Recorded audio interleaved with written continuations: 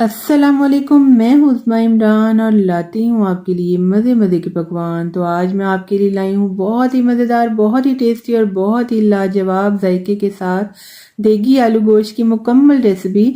तो आपने रेसिपी को गौर से देखना है और 4 बातें ऐसी बताऊंगी जिन पर आप अमल करेंगे तो आपको घर पे बिल्कुल देगी आलू गोश्त का जायका ही मिलेगा। तो शुरू कर लेते हैं अपनी रेसिपी को बनाना। बिस्मिल्लाहिर्रहमानिर्रहीम। तो झटपट और खुशबूदार सा देगी आलू गोश्त बनाने के लिए मैंने ले लिया है प्रेशर कुकर और इसमें मैं डालूंगी आधा कप ऑयल।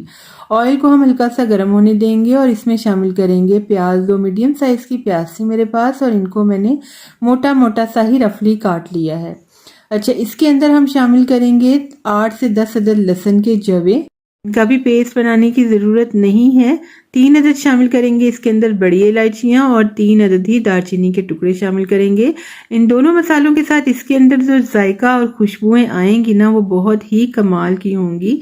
अच्छा जी, इन तमाम मसालों को हम इतना फ्राई करेंगे कि प्याज का कलर कहीं कहीं से गोल्डन सा हो जाए। तो मुकम्मल इसको हमें गोल्डन या सुनहरा नहीं करना है। ये देखें कहीं कहीं से प्याज का कलर चेंज हो गया है। इसी स्टेज पे हम इसके अंदर शामिल करेंगे गोश्त।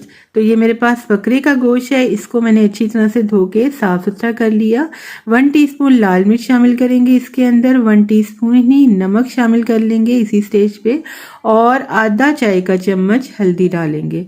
अच्छा जी, कश्मीरी लाल मिर्च भी शामिल करेंगे बहुत ही अच्छे कलर के लिए, इसके साथ बहुत ही प्यारा कलर आएगा। 1/4 टीस्पून हमने डाल दी इसके अंदर और इसको हम भून लेंगे तकरीबन 2-3 मिनट के लिए मीडियम फ्लेम पे, ताकि गोश्त की स्मेल वगैरह भी निकल जाए और तमाम मसाले भी अच्छी तरह से भुन जाएं। अच्छा जी, अब डालेंगे इसके अंदर टमाटर। ये बड़े साइज का मेरे पास एक टमाटर था और इसको मैंने छिलका उतार के, छिलका इसके अंदर बिल्कुल भी नहीं अच्छा लगेगा, मैंने शामिल कर दिया मोटा मोटा सा काट के। और अब हम डालेंगे इसके अंदर पानी। इतना पानी डाल दें कि गोश्त हमारा अच्छा सा गल जाए। मैं 2 गिलास पानी शामिल करूंगी इसके अंदर और प्रेशर कुकर को मैं सीटी दूंगी तकरीबन 15 से 20 मिनट के लिए।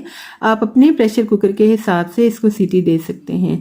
तो हमारा टाइम पूरा हो चुका है। ये देखें गोश्त भी बहुत ही अच्छे से गल चुका है और पानी भी बिल्कुल नहीं है इसके अंदर। तो कैमरे की आसानी के लिए मैंने बर्तन को चेंज कर लिया है और इसमें मैं शामिल कर लूंगी अब अदरक इसी स्टेज पे तकरीबन 1 टीस्पून और इसकी हम अच्छी सी बुनाई करेंगे इसको हिलाते हुए चम्मच के साथ, ताकि तमाम मसाले जो हमने खड़े मसाले डाले थे ना, वो सब के सब इसके अंदर बिल्कुल मिक्स हो जाए, पेस्ट सा बन जाए।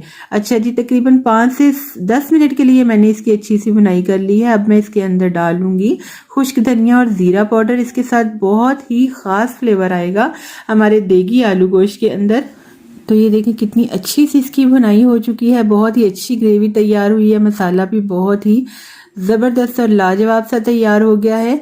तो अब हम डालेंगे इसके अंदर आलू। तकरीबन 2 मीडियम साइज के आलू थे मेरे पास और मैंने ज़रा बड़े बड़े टुकड़ों में ही इसको काट लिया है, ज़्यादा छोटा साइज आप ना रखें। इसके साथ हम डालेंगे, बुनाई करेंगे इसकी तकरीबन 4-5 मिनट, ताकि आलूओं के अंदर भी जो फीकापन होता है ना, वो ख़त्म हो जाए और थोड़े स्पाइसी हो जाए अंदर तक।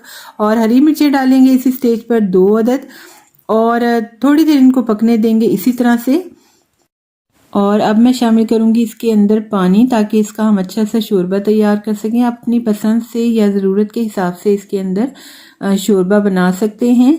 तो इसको हम पकाएंगे ताकि आलू अब हमारे अच्छे से गल जाएं। और आलूओं को आपने बिल्कुल भी ओवर कुक नहीं करना, इस बात का ख़ास तौर पे ख्याल रखना है। जब आलू गल जाएं तो आपने फ्लेम को ऑफ कर देना है, वरना आलूओं की ग्रेवी सी बन जाएगी शोरबे के अंदर, जो बिल्कुल भी अच्छी नहीं लगेगी। शोरबा नहीं, वो ग्रेवी वाला सालन ही बन जाएगा। अच्छा जी, तो हमारा सालन बिल्कुल तैयार है। देगी आलू गोश्त खुशबूदार सा, जायकेदार सा, मज़ेदार सा बिल्कुल रेडी है। चलें इसको डिश आउट करके दिखाते हैं। तो बहुत ही खुशबूदार सा, जायकेदार सा, मज़ेदार सा हमारा देगी आलू गोश्त तैयार है। आपने तमाम टिप्स एंड ट्रिक्स को फॉलो करते हुए इसको बनाना है।